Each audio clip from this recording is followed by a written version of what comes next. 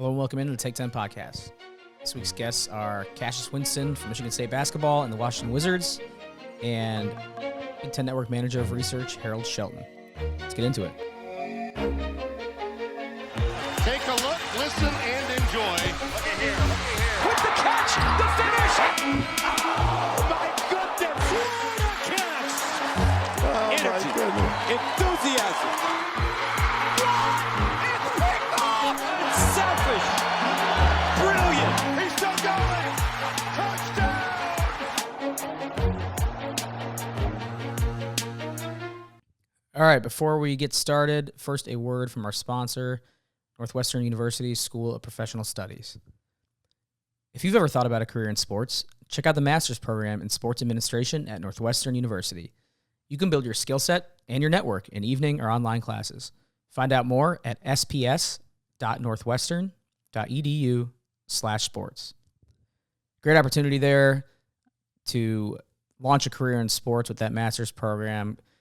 Very excited to welcome them back on as a presenting sponsor of the podcast for, I believe, the fourth time. So shout out to them, maybe the fifth time. Shout out to Northwestern SPS, as always, for supporting the show. All right, now with our first guest, as I mentioned off the top, it's Cassius Winston. Very familiar name for anyone who has watched college basketball, even more so if you are a Michigan State Spartans and Big Ten fan. Cassius is one of the best players to come through that program and is a iconic figure for sure. Playing 4 years, winning Big Ten titles, Player of the Year honors, taking Michigan State to a Final Four. Just a awesome all-around talent and a great guy to talk to. Always been a great interview and a multi-layered dude, and definitely that shines through as well here. This interview is no different. So when I reached out to see if Cassius would come on, I knew it'd be a fun discussion, and it definitely is. So we will get into the Take 10 podcast discussion with Cassius Winston, star point guard for 4 years for Michigan State and current guard on the Washington Wizards. And the interview starts right now. All right, I'm very pleased to be joined by a Big Ten legend here on the show, a 4-year star for Michigan State basketball, current guard for the Washington Wizards. It is Cassius Winston. Cassius, man, how's your summer? How you doing? Man, it's going good. It's going good. Been grinding in DC for the summer. Yeah, I'd love to hear that, and definitely want to talk about your experience in DC as we get into it here. But I saw you recently signed another 2-way deal, right, with the Wiz? Yep. Signed another contract. Signed it last week, so got another year. Like I said, another opportunity to try to go out there and make something happen. Yeah, I'd love to hear that. Anytime, especially a second-round pick, continue to sign those deals. Love to see that, especially for a Big Ten alum. Can you take me inside, though, like year one, just with everything that was going on with the variables, with COVID and you going back and forth between the G League and the league? Was it what you expected, or how would you kind of reflect on it overall?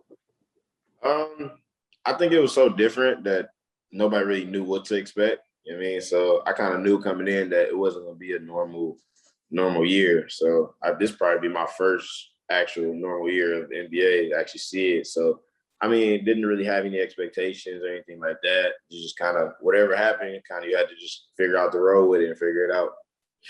Yeah. Did you have like a welcome to the league type moment? I know it was a strange year, but whether that was like guarding or locking up some dude that you watched on TV growing up, or someone, that you practice alongside, like a teammate, yeah, right. Anything where you come into it and you're like, wow, this is really, really my life now. I mean, I had a couple moments.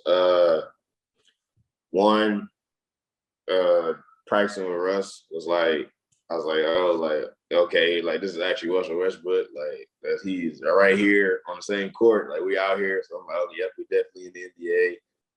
I scored my first NBA bucket. I scored that, and it hit me later. I was like, I just scored, like I just scored a basket in the NBA. You know what I'm saying? So like that moment, and then I saw my favorite player, saw Damian Lillard. He was warming up out there on the court, and I was like he's actually on the court, like, you know what I'm saying? Like we on the same court, we about to play against him, he's about to play against us. Like, so that was another moment right there where I was like, I'm actually in the NBA, like officially an NBA player.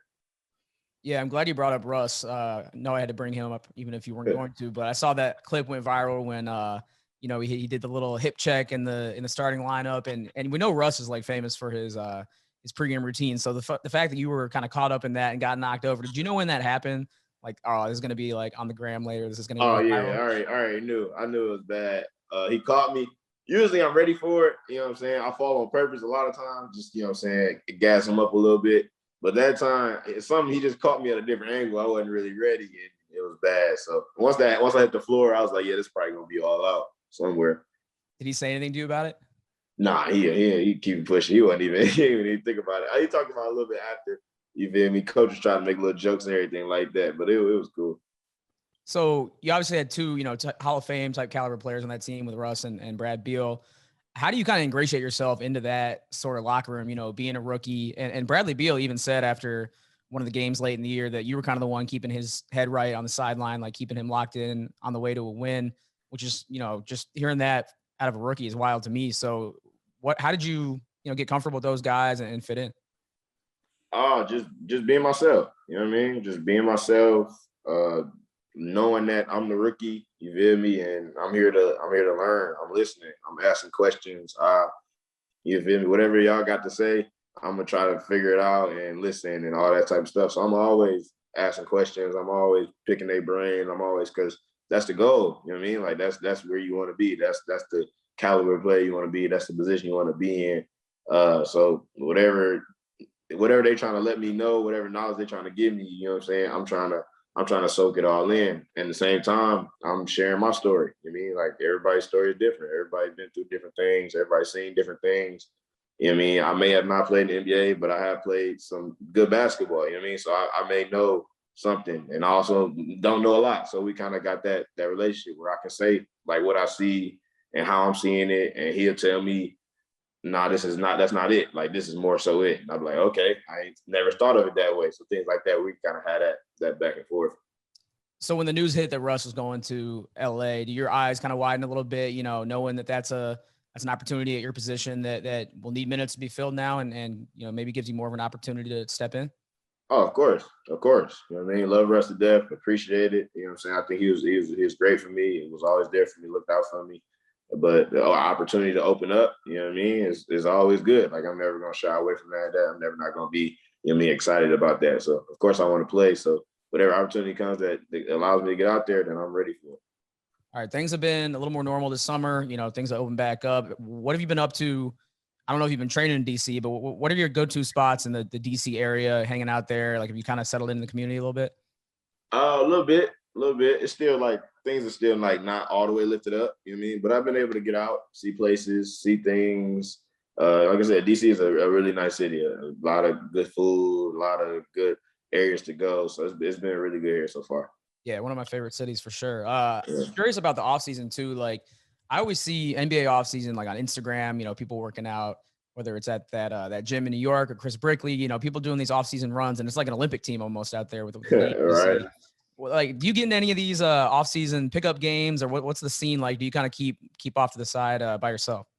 Well, this summer, I mean, I'm pretty sure I'll do a lot more of that eventually. But this summer, I was kind of just tucked up by myself. You know what I mean? I was just in DC in my own little groove, just getting in the gym every day, working on what I need to work on. Was able to get to some runs here. That was up here and stuff like that. So I was still able to get it in, but mostly just tucked off right now, just trying to work on my game. No Drew League for you yet? Nah, not yet. We make an appearance eventually. We'll get there. All right, Cassius, we got to talk Michigan State, obviously. I tried to like think about being in college a few years ago and just trying to think about like when COVID hits, like what would be the worst time for it to hit. And I'm trying to debate whether it's like senior year, like it did for you, or if it would be a freshman year type deal. I'm just curious from your perspective, like, was it worse because it all happened at the end of your senior year, or was there a silver lining that you kind of accomplished a lot already, went to the Final Four, got your senior day send off, but also did not get to have like the proper ending because you don't know what could have happened? What could have happened? Yeah. I mean, I would say in my situation, it's probably a lot different than most. I mean, but I think by the time that our tournament was cut off, like I already won Big Ten championships. I already, you know what I'm saying? Like I accomplished a lot of things. So I guess it was different for me than maybe somebody else who that might have been their first tournament that they made, or, you know what I'm saying? That might have been their opportunity to play and things like that. So I can see where it's two-sided, you know what I mean? Where it was uncontrollable. You know what I mean? It wasn't really much in our control. Wasn't really much we can do. So it's not one of those things I'm necessarily going to dwell on and feel down about and things like that, because it's just who could have known. So, of course, I wish we could have got out there and had another chance at it, because you never know. Like I said, I feel like he could have did something special, and that would have been another accomplishment that I could have had. But like I said, we would just never know. So obviously had a great career there, made the Final Four, won Big Ten titles, like you said. What would you say, you know, throughout that great resume that you had, what would be one or two memories that you kind of cherish most, hold on to tightly, and we'll tell about, tell about the old days when you get back together down the road with your guys? Oh man, it's probably a couple of like landmark accomplishments that kind of set, like, I was like, okay, like set in stone, like mark like my progress. I remember my first trophy I got was like the PK80 tournament, where I got the MVP. It's for that tournament, and I was like, it was like, okay, you know what I'm saying? Like, your hard work getting rewarded is like, okay, like I've been working really hard to get where I'm at, and this is something to show for it. The Big Ten Player of the Year, another one. You like something just like that's what all that went into. Like, that's all the work, all the times, all that time I spent. Like, here's just something that shows like that I accomplished that. You know what I'm saying? That I worked for that. Going to the Final Four, like that's another one of those things where it's just like, you know what I mean? That's with all that time you spent. People don't know how much time you actually put into your game. And these are these little moments that you can kind of show for it. Yeah, you know, I have dudes on this show and I'll ask them what their memories are. And like, it's hard to top Final Four, Big Ten Player of the Year. And then, you know, you can toss that PK80 in there too. That's not too bad.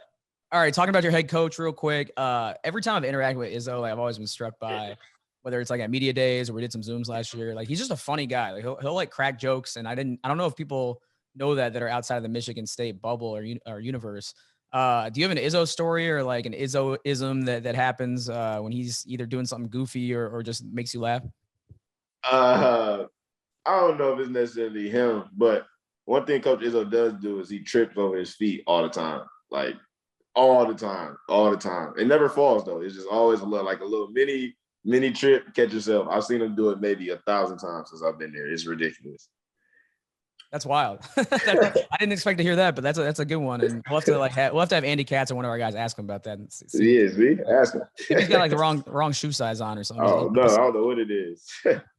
Love that. Speaking of funny dudes in the locker room, like I remember back at that Final Four how funny Gabe Brown was, and we know he can be a clown sometimes, like just goofing off. But we were in that locker room before the Final Four, and he just was like screaming and yelling in there, answering questions. It was hilarious. Is he the funniest dude you've had in the locker room, or are there others?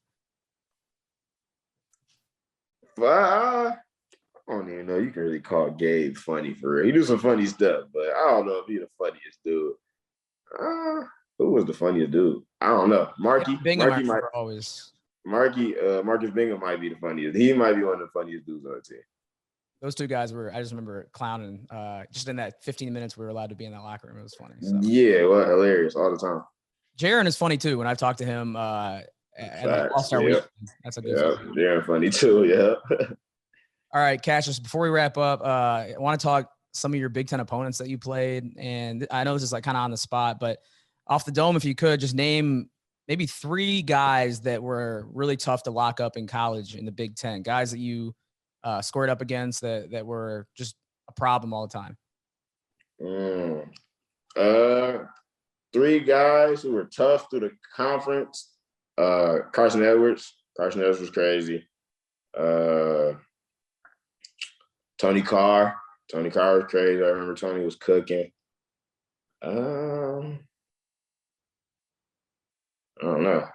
I can't think. Two's pretty solid. Those are two. Yeah, two. You feel me? Yeah, those are 2 solid ones. But yeah, but it was a tough conference. Like I said, there's a lot of good players, a lot of good guards. It was very competitive my time there for sure.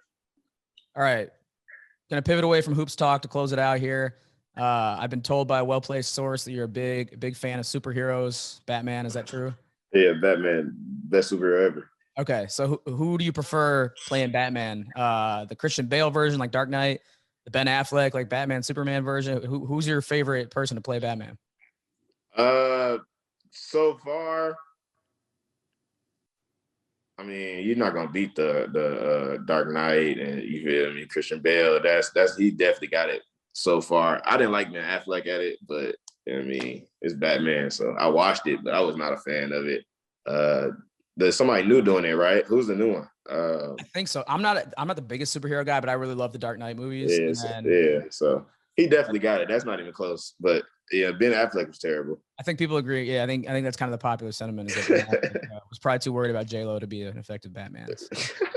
All right, last question for you. We saw Donda drop this past weekend. Kanye dropped his new album. I personally am a bigger Drake fan, and I'm excited for Drake's album to drop. Who do you side with here? Are you a Drake or Kanye fan? I mean, I'm a bigger Drake fan, so I would take Drake. But I think Kanye still, like, what he doing is impressive though. Like the amount of like effort and work and artwork he put into that is impressive. So we should see what Drake come out with. Yeah. Kanye was just here at Soldier Field in Chicago last week, and he shut the city down, I'm pretty sure. Yeah, right. Yeah. So that's crazy. Like, that's crazy impressive that he putting that much into his music and stuff. So yeah. You know what I mean? See. Glad to know your team jersey though, like myself. I guess I have to follow up though. One last thing on the rap scene. You're a Detroit guy, so I know there's some famous Detroit rappers, like going all the way back to Eminem. That was kind of my favorite Detroit rapper growing up. But who on that scene are you high on? In Detroit, there's a lot of good Detroit rappers right now. My favorite, Babyface Ray. I think he's the sweetest one in the city right now. Stereo Gotti, Baby Money, Baby Smooth. These, like, out of those guys right now, probably the ones. 42 Doug, guys that I probably listen to the most. That's really popping right now. You gotta keep people on it, man. People sleep on the Detroit pizza and the Detroit rap scene, so you gotta. I know, right? All the time. Gotta make sure they know. All right, Cassius, man. Well, I know you're, prepping for the season that's coming up quick because these NBA schedules are condensed still with COVID. So, I'll let you go, but I appreciate you taking some time, letting us catch up with you, and always fun, watching you from your days at Michigan State and now in the league. So we'll be rooting for you. Oh, man. Appreciate that. All right. Thanks again to Cassius for joining. Always excited to interact with him and wish him the best of luck as he navigates his NBA career. Like we mentioned in the interview, should have expanded opportunity now that Russell Westbrook's out of the picture and he can take on more of that point guard role in Washington, and that two-way deal, continue to hone his skills in the G League at times as well. So shout out to Cassius, and we'll bring another Michigan State grad on the show, Harold Shelton. Harold is not a hooper, but if you listen to the show, he is a very important piece of our week-to-week efforts here on the podcast. He is our manager of research at Big Ten Network and just talks general Big Ten football and basketball pretty much every episode here on the pod. So talk to Harold about a huge week one coming up in Big Ten football. Talk to him about his one of his favorite players in Cassius as well off the top. But Harold is the guy to go to for Big Ten analysis, and he does just that coming up in his segment. It's the Week 1 breakdown with our manager of research, Harold Shelton. All right, very pleased to be rejoined in the month of September now by Harold Shelton. We had a slow summer for the most part, but we're back at it big time this fall and diving right in with an exciting Week 1. Are you ready? I know it's a lot of work for you, and we have big matchups right off the bat. Did you say it was September? Seriously? It's already here? Wow. September of 2021.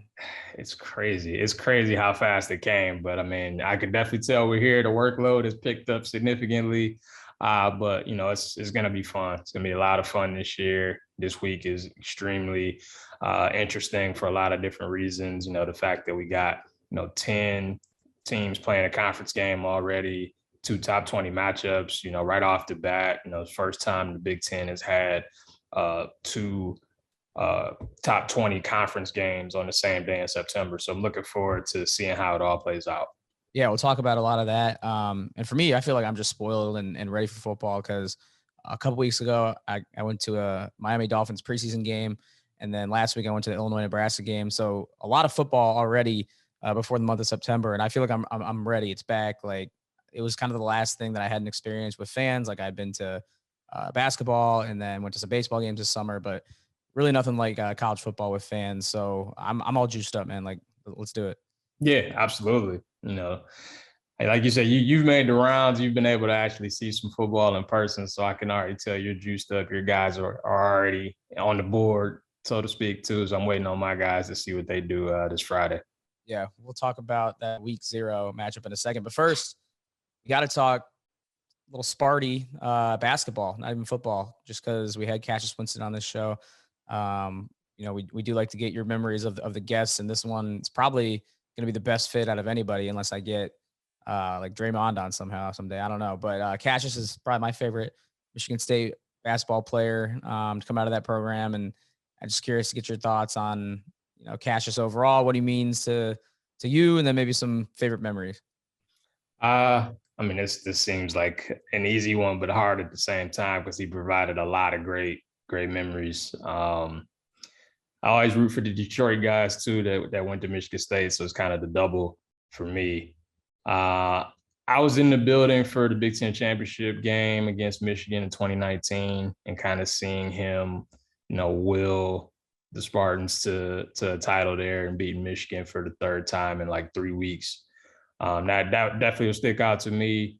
And then obviously the crazy Final Four run, a couple weeks after that. And, I remember being in the office when he, catches the ball and is running away from Zion. And, it's kind of hitting you like, oh, wow, we're going to Final Four. Like, this is awesome. And like, I was really happy for him because he's been such a great ambassador for the program. When everything was going on in 2018, he kind of stood in front of people and kind of addressed the situation that was going on campus. And doing that as a sophomore, you could tell that he was going to be a guy that, could be a leader and be the face of the program. And he certainly was that his final 2 years. Yeah, like I said, this was a layup for you, to kind of put his career in context. And like you said, a lot of rough patches for him personally. And then, handling some of the program turbulence as well. But just an overall good guy, like fun to talk to. He's even after he's gone to the league, that he's done multiple things back with us at Big Ten Network, stays connected to the program. So I think when I reached out that he'd most likely come on and was not disappointed. And then in the conversation, just the same guy that we've kind of known through interviews, and then gotten to know, we've had those brief personal interactions. So happy to have Cassius on. Really, really great discussion. And we'll now switch back to football after a brief foray into basketball there. But Harold, like you mentioned at the top, my Fighting Illini, the alma mater, got it done. I was down for the game last Saturday, and it was just a good time, like to see not only Illinois fans but Nebraska fans all kind of getting back in the college football swing of things. It was a hot day, but crowd was in good spirits. I know Nebraska fans are disappointed with that debut. Hard not to be if you're invested in that program and wanting to see them do well. But on the flip side, I think it was a great start for Illinois under Brett Bielema. Just kind of seeing their, I think, confidence in the spring and summer pay off. That this would potentially be a different spin of the coaching carousel. I don't know your thoughts off what you saw, but it seems like Illinois is getting a lot of good press, not only in the Big Ten, but nationally. I can't say I was surprised by the result. I think I was a little surprised at them leading by 21 at one point before having to hold on, but I certainly wasn't surprised. I thought the familiarity of being in the Big Ten, I know it's been a while, but just he knows the league, he knows the footprint of the state, he can get guys to buy in. And, the fact that he was able to, come up with a game plan after Peters got hurt, so where they could still keep Nebraska off balance. And I remember, talking to a couple of coworkers, that first drive of the second half, and I'm like, this is a soul-sucking drive for Nebraska. And it felt like very Wisconsin of old, where you run the ball the same direction time after time after time, get little chunks, take up 8 minutes off the clock, score, and you look up, and all of a sudden, like, you limit possessions, you get 6 out of it, you put all the pressure on Nebraska. And I think, for him coming in as an underdog, they were a complete wild card. You didn't really know what to expect. And, Scott Frost alluded to it. He was outcoached. And, I thought Brett Bielema did a great job in his debut for sure. Yeah, how about Art Sikowski? It's kind of a guy that, was down at Rutgers, and I saw that he had transferred, and I was like, on one hand, you got a experienced Big Ten quarterback. On the other hand, he really struggled there. But I think a lot of that has to do potentially with your surroundings, right? And the situation you're put in. And I think that also carries over to how head coaches can succeed in places that maybe didn't have a lot of success before. Like a lot of college football fans, I think, view the sport through a lens that certain schools are doomed or destined to fail. Others are always destined to succeed. And I've never really bought into that. And we see it right in front of us year after year, teams and programs like Iowa State, Washington State succeeding recently. And I just think it takes getting somebody who knows what they're doing and is just in the right spot and at the right time as far as a head coach goes. And Bielema, I think, brings something that Illinois hasn't really had as far as in a while, at least, as far as a proven track record at the college level of competence, right? Like on the field. The way Nebraska looked was the way I was used to Illinois looking over pretty much my entire experience watching them growing up, right? Like penalties, Taylor Britt fielding a punt at the one and then throwing it out of bounds for a safety. Things like that seem to happen a lot more to Illinois, and that discipline was always missing. Seems like, at least, from a very small sample size, some of that might be instilled there. And I just think that's what it takes, right? Like anywhere can be turned around. Obviously, some places easier than others, but if you have a man or person at the top who knows what they're doing and is invested in experience, I think anywhere can have at least some level of success. Yeah, no doubt about that. And I feel like college football is a sport where like your margin for error is so thin if you don't have elite talent that you have to do all of the little things right. And then if you do that, I think more often than not, you'll be successful. So the fact that, they didn't have many penalties. It took advantage of turnovers. He had a scoop and score.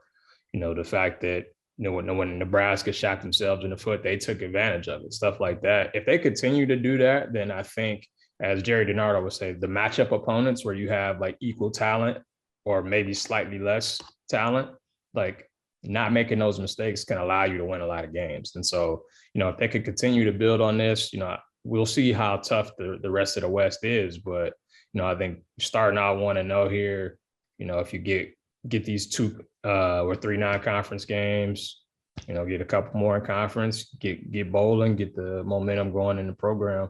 I think that'd be a great start in year one. Yeah, the players deserve a lot of credit too. Like definitely coaches. It's not all credit goes to them because a lot of players came back and bought in, and a lot of veteran guys who've been through a lot of losses. So, you look at Hansen, Peters, and you hope Peters is okay and can come back pretty quickly. Barker, guys like that, Luke Ford, a lot of guys who are seeing, that investment pay off. On the other side, Carney too, right? He was almost out the door, and then Bielema had to talk him back to come in and stand, and he made a big impact on Saturday too. Yeah, it helps a lot in year one when you got that much experience coming back. On the flip side, we'll just talk to Nebraska before we look ahead to week one. Talk about Nebraska a little bit. They're obviously getting beat up right now, just in kind of the grinder of the spotlight being on them and it being such a standalone game. And now there's a lot of questions just about how they're going to respond. The good thing is it's early for them, right? So how do they kind of salvage some positive momentum, a season here where they have a tough schedule, and I got Oklahoma in the preseason. But first, you got Fordham coming up here.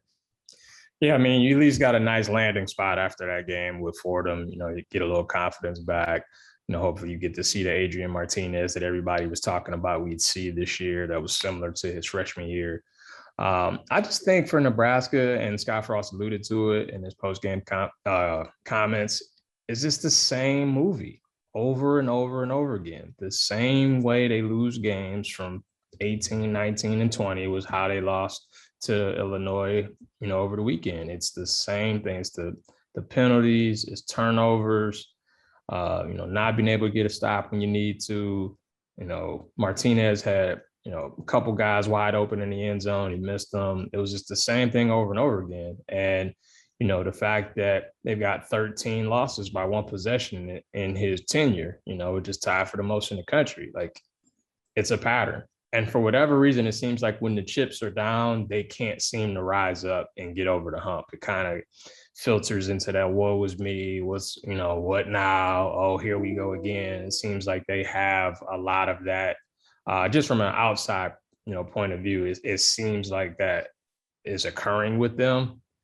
Because once you saw, one thing go bad, Illinois took advantage, then took advantage again, and took advantage again, and you can kind of see it snowball a little bit.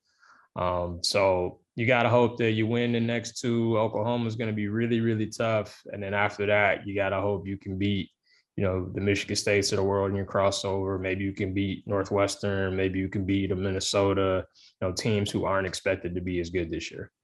Well, one thing's for sure. I mean, this is not a program where the fans are going to completely check out. Like, everyone will be watching still, and the national media will be still, I think, interested in what happens and how it unfolds. All right, so spend enough time talking about that game. We have a great week one ahead, like we alluded to.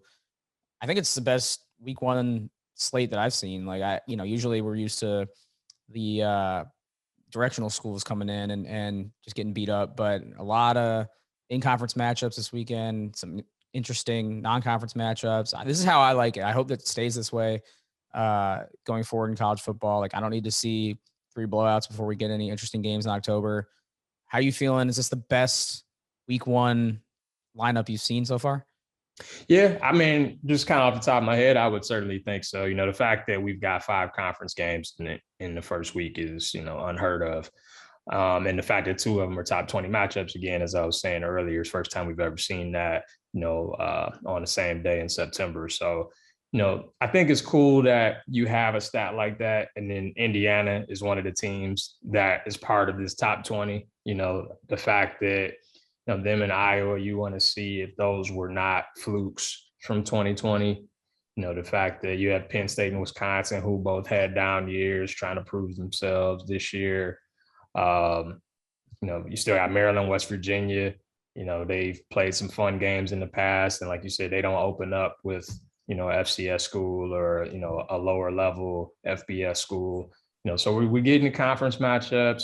We're still getting, Power 5 teams as well. Purdue's got Oregon State and a tricky matchup for them. So it's going to be fun football. It's not a lot of, I need to turn the channel here or turn the channel there, because it should be a lot of close games. For sure. So we'll just start off from the most intriguing weeknight matchup here, I think. Ohio State, Minnesota, or at least the first one. I know Temple Rutgers, I think, kick off before, but more eyes will be on Ohio State, Minnesota. Any chance Minnesota makes this interesting, takes advantage of a first-year QB? Obviously, the talent discrepancy will be great whenever Ohio State takes the field this year. But what do you think Thursday night is shaping up like? I wouldn't be surprised if Minnesota hung around. I think that the game plan for them has to be to try to, limit possessions, control the clock, have one of those where you have the ball for 35, 36 minutes. You run it as many times as possible with Ibrahim and Cam Wiley and guys like that. Their O-line is back to full strength. Last year they had guys that were injured and opted out because of COVID and stuff like that. And so now everybody's healthy, everybody's back. They should be pretty talented. They got the second most production returning of anybody in the Big Ten, offense and defense. I think they can hang around, but they can't shoot themselves in the foot. The run defense has to be much, much better than it was a year ago. It was one of the worst in the country. Because as you said, Ohio State's got plenty of talent, and you want to keep those guys on the sideline as much as possible. Yeah, a lot of eyeballs will be on that one for sure. Fun matchup. Should be a good crowd too. Minnesota's kind of like that Thursday night team. They've kind of owned that in the last several years in the Fleck era for sure. All right, how about your guys? Michigan State and Northwestern. Are you going to that game? It's right in our backyard here. I still haven't pulled the trigger. It's a lot of work I need to get done, but hopefully I can get enough of it done so I can go. All right, so what are we thinking? Big Ten West champs with a matchup of a team that was kind of feisty last year, but still in a rebuild mode. What's the prognosis, especially Northwestern? Both teams actually kind of facing some quarterback uncertainty. I literally have no idea what to expect, because Northwestern lost more production than anybody in the country, and Michigan State added 15 scholarship transfers from the portal. And beat Northwestern last year too. Right, and beat Northwestern in a bizarro world game where that was Northwestern's only loss in regular season play. And Michigan State was not very good last year, and somehow they, ran for 200 yards and, went over the top and had some big plays, which they didn't do the rest of the year. So I feel like these teams always play weird games. Road team usually has an advantage for whatever reason. I can't say I'm surprised that Michigan State hasn't named a quarterback yet. I think they're the only Big Ten team that hasn't done so publicly. So they're going to give, Fitz a lot of things to think about. I see it being close either way, though. All right, fair enough. We'll get another conference game before Saturday even hits. But once Saturday does hit, you mentioned those two top 25 ranked matchups. Which game between Penn State and Wisconsin, or Indiana versus Iowa, do you think will just have more fireworks, be a more entertaining game, be closer? I think both will be close. I'm looking more for Indiana, Iowa personally. I do think Wisconsin, Penn State might have a few more points, but just from a matchup perspective, I'm very interested to see Indiana, Iowa. Iowa's defense has been outstanding. The fact they've gone 22 straight games with allowing 24 points or fewer, like by far the longest streak in the country. But Penix is back; he's healthy. Fryfogel's back. O-line's still pretty good. We've seen them, throw it all over the place. But Iowa's got a pretty good secondary. Indiana had trouble running the ball. They had a USC transfer at running back. We'll see what happens against, Iowa D-line that's missing a lot of guys, they graduated, including last year's Big Ten Defensive Player of the Year. Iowa, they were both, two of the hottest teams in the country. Iowa won their final 6 games after starting 0-2. And it's a huge game for both because next week, Iowa's at Iowa State. And then in 2 weeks, Indiana hosts Cincinnati. So you don't want to potentially be, 1-2 or maybe 0-2 if you're Iowa. This is a big game for both of them.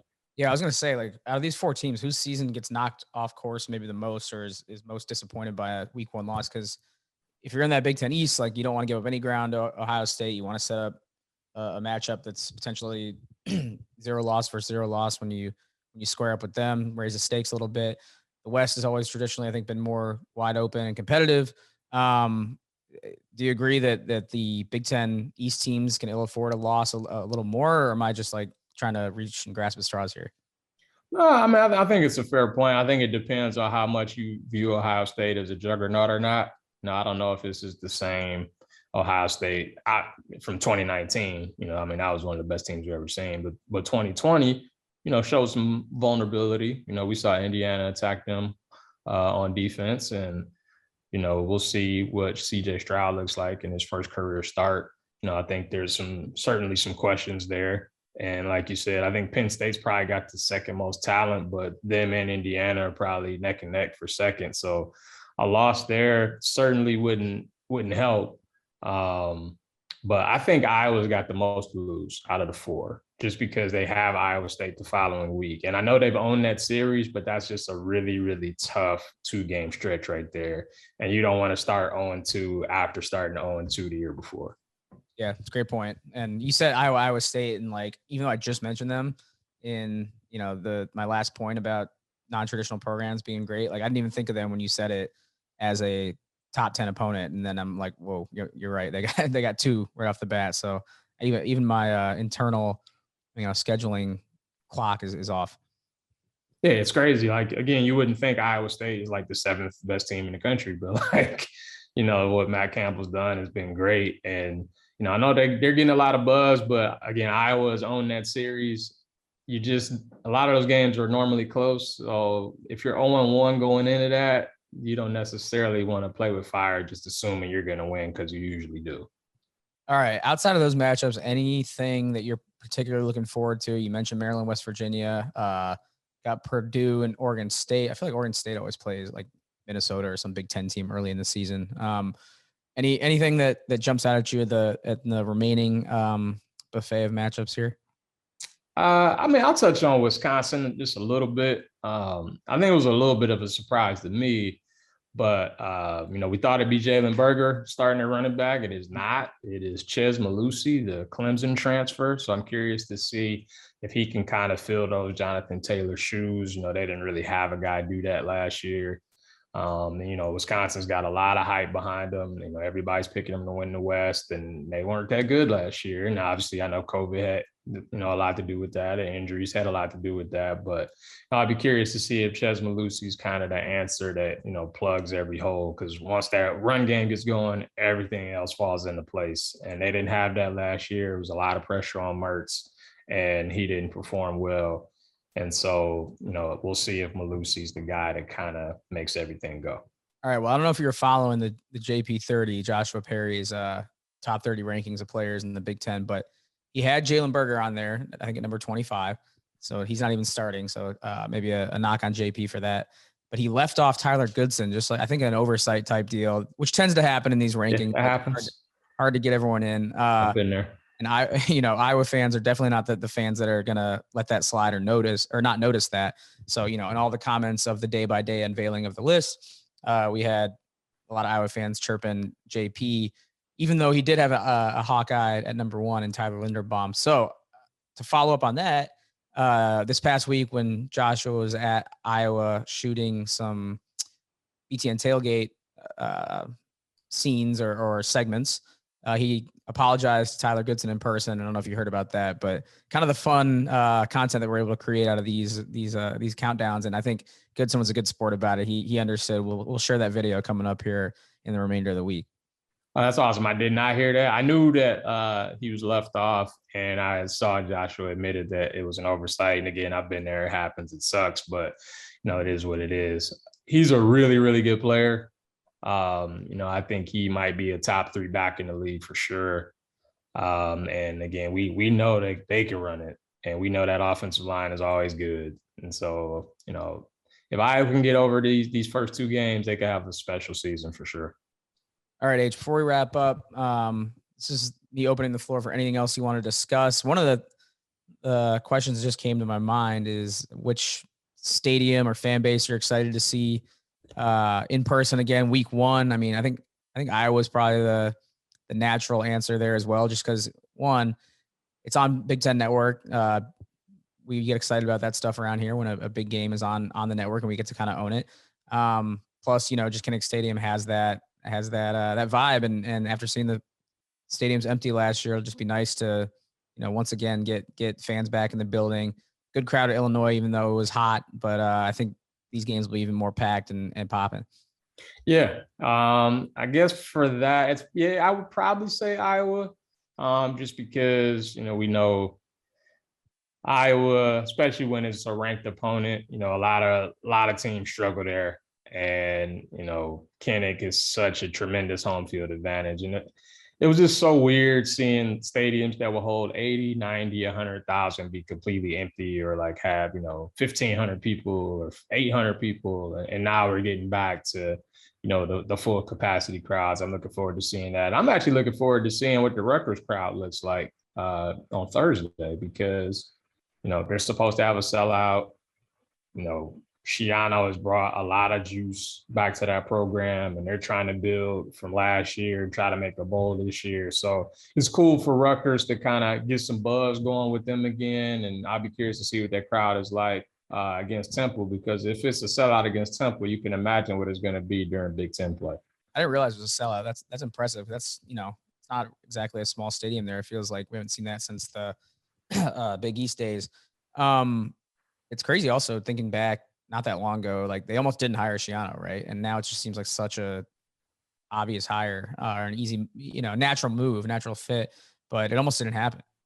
Yeah, it's weird. It looked like he was locked and loaded for the Tennessee job, and things went awry there, and he just kind of waited it out. Rutgers opened up, and I think Rutgers wanted to kind of do the due diligence and make sure we looked at everybody and, turned over every stone to make sure. But, Schiano was kind of always the fallback. It seemed like it made the most sense, but they didn't necessarily want to go that route, off the top. And then once they circled back, it was like, okay, this makes too much sense. Let's just get it done. And clearly it's worked. He's done a great job there. He knows the landscape there. He knows all of the high school coaches there. They've got a ridiculous class already for 22. We'll see if they stay as high as they are, but I know they've been in the top 15 as recently as a couple of weeks ago. So if you can just imagine, Rutgers and top 15 recruiting in the same sentence, the previous 4 or 5 years, you'd say you're crazy, but it just kind of goes to show what he's doing in the building that he's been doing at that program. Is Temple a threat at all? Because I remember a couple of years ago, I think it was Maryland got off to 2-0 start. They were ranked, and then Temple just derailed that early. Yeah, they've been backsliding, for a while. Once Matt Rule left, it's kind of gone the wrong way. They weren't very good last year. I think they won 1 or 2 games, and their quarterback's now at Michigan State, so we'll see. If they have anything. I think they're favored by like a couple touchdowns. So Rutgers should be fine as long as they don't turn the ball over a bunch. All right, good to know, H. That's why we have you on. If there's anything else you want to get to, we could do it now. Otherwise, we'll wrap up and save some energy heading into week 1. I just think there are going to be a lot of interesting games, and you're going to see, names that might not necessarily jump out at you, like UTSA or Oregon State or whatever. Like, people think those should be easy wins. The people in the desert don't necessarily think so. So I would just say, make sure you watch the games, enjoy all of the games, and don't be surprised if you see a lot of close ones. Oh, yeah, no, Illinois fans are not overlooking UTSA, I don't think, at least the knowledgeable ones, because that's an experienced team from what I've seen, even though I haven't dug in too deep, but good point. I just feel like it's going to be very few blowouts or games like you mentioned earlier that you can flip away from this weekend. Which is good, because normally in week 1, you get like maybe 1 or 2 good games, and then everything else is, 45-0, 38-7, 52-3. I don't think you'll see that this year. That's college football I like. Let's keep it rolling. And, maybe 5 years from now, we'll have some alliance matchups to look forward to with a lot of Pac-12 and ACC teams coming to town. Yeah, we've already got a few set up, pre-alliance. We got Miami coming in. We got Notre Dame, Wisconsin. We got some fun stuff with Oregon and Washington next week, coming to the Midwest. So, again, looking forward to seeing a lot more of those in the future. Agreed. All right, H, we'll wrap it up here. Appreciate you jumping on as always. And I'm going to see you next week, I think. I think we got some fun guests lined up. It'll be a surprise, but we're getting this thing back going full strength heading into football. Love it. I'm looking forward to seeing who that guest is. Guest plural. So. Ooh, my bad. Plural. All right. Didn't mean to disrespect. Nah, we'll see you. All right. Thanks as always to H, and thanks again to Cassius for jumping on, making this a great show to relaunch our kind of fall season here at the network. Plan on having a lot of good stuff coming for you between now and the new year. So a lot of episodes, a lot of fun content, fun guests coming up during a busy time. We're back at it. Big Ten Network. If you think back to a year ago, things were uncertain. Didn't know if football was coming back. We were kind of just in the wilderness. And then now everything back and in full swing. It's a good feeling. So hope everyone is enjoying tuning in.